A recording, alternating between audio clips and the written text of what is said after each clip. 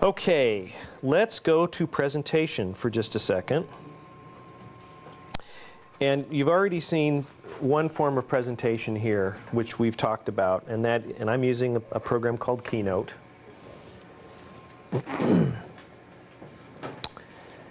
And Keynote is on your machine. Mostly what I'm going to do in the next 30 minutes or so is just direct your attention to several things. We're not going to learn how to use them, but I'm going to direct your attention to them so you can understand that they exist. Keynote is one of the best presentation programs that's been devised, in my opinion. It's very similar to PowerPoint if you've used PowerPoint. I think it's an improvement on PowerPoint in that it does a much better job with graphical representation than PowerPoint does. And so if you tend to be image-based or graphics-based, as I happen to be, it's a superior product for that purpose. The other interesting thing about Keynote is it also will synchronize with your devices. So if you're creating a presentation, now I heard someone say earlier that they're not going to be writing on their iPad. Possibly. With this version of iPad, it's sufficiently powerful, and the tools have sufficiently improved that I think you might find it convenient to use it as a content creation tool more than you expect. So for example, this presentation, which I was working on over the weekend, as I was creating it, it was being synchronized with my iPhone. So I could connect this to the same cable, I could go into presentation mode, and I could be making a presentation.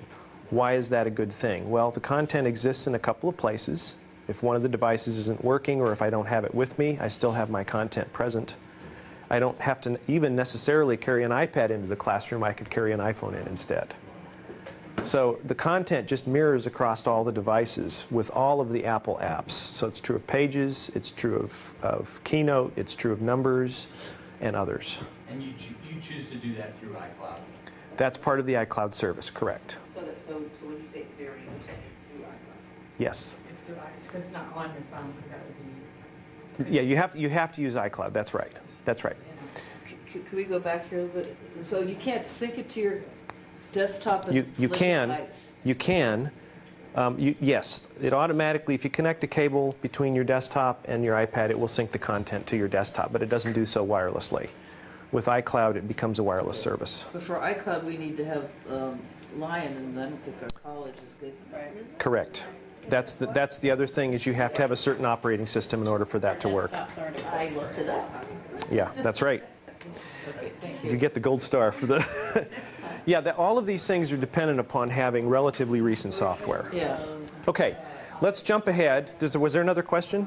Yeah, go ahead. The question I had is, let's say we decide we did want to use this to take to class and use Keynote instead of PowerPoint. And by the way, PowerPoint can be opened in a Keynote. Well, so that's actually what I wanted to ask. Yes. But, so you've got the other ones you still want to use. You can, yes. Keynote will open PowerPoints, and it will also save in PowerPoint format. And if you have something on your laptop, how do you get it there? How do you get it here?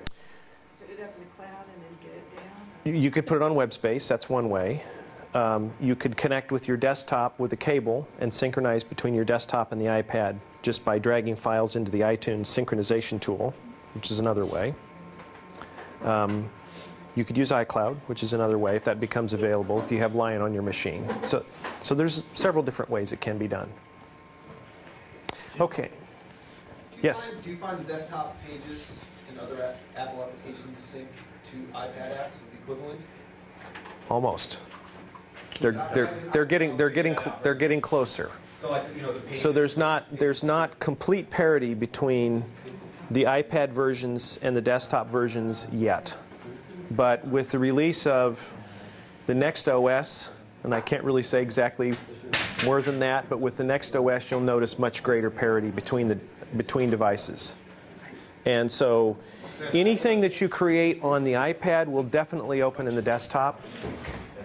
Most things that you create with the desktop will open, but there may be differences because there may be fonts missing and that sort of thing. Yes? So my question's slightly related. Sometimes I'll have my students prepare presentations, and I've asked them to bring in a thumb drive or bring in some way that they can plug into the house machine. Is the only way to kind of to get around that with this Depending upon, Web, depending upon the size of the file, they could email it to you, or they could put it on a web space and share it, Yeah. right. or they could put it on some other file sharing service and share it. Those are all possibilities. Again, you just have to kind of judge the nature of the content. One of the things that we're going to discover tomorrow when we start working with video is the one big hole in this strategy that everybody's going to want to do is video. The video files are large, they're difficult to move around, and there aren't really synchronization strategies for video files that I can point to today. What we're back to the SneakerNet model, which is, you know, the thumb drive or Except a net. Dropbox. If you have space. If you have space. If you have space, but the Dropbox, the thing about Dropbox is, one thing about it is that if you share, say, a 500 megabyte file with a student, that takes 500 megabytes out of both accounts. So if a student has a 2 gig free account, then you've used up a quarter of their space with that one file. So it quickly begins, it might lead to a situation where a student would need to pay for an account. Right. You see where I'm going with Right, this? right. Yeah. So it's not a completely perfect solution. Right. Okay, so I'm